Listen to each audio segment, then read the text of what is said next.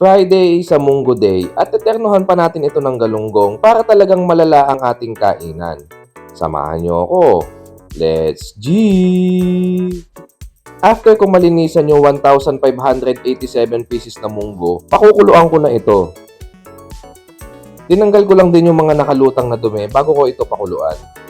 Sasamahan ko din ito ng buto ng baboy at lalagyan ko to ng kaunting asin para sa pakulo pa lang talagang malasa na ito.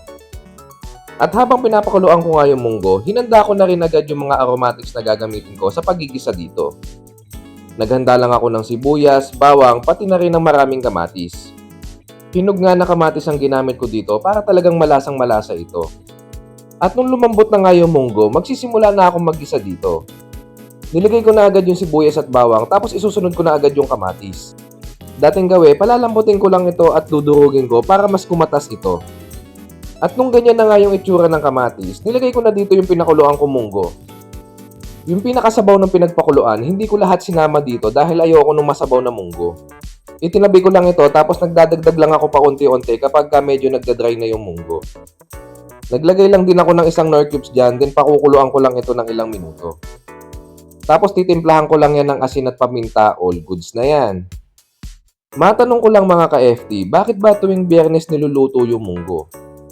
Ano ba ang history nito? Paki-comment naman po. Salamat! Lastly, lalagyan ko pa pala ito ng malunggay para talagang healthy itong munggo. At syempre, mas ma-enjoy natin ang pagkain nito kapag merong itong katernong pinirito. Teternohan ko nga ito ng galunggong para talagang FT malala na naman to.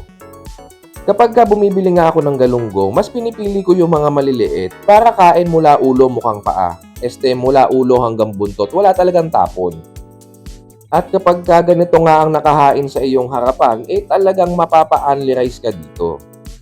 Baka nga pati yung bahaw ng kapitbahay nyo, mahingi mo pa. Alright, all goods na yan. At kung nagustuhan nyo nga yung ganito kasimple pero pang FT malala na putahe, huwag nyo naman po kalimutang i-like at i-share ito.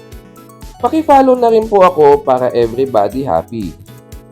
Ano pang hinihintay nyo? Manghingi na rin kayo ng bahaw sa kapitbahay nyo at sabay-sabay tayong mag-food trip mga ka-FT. Hanggang dito na lang.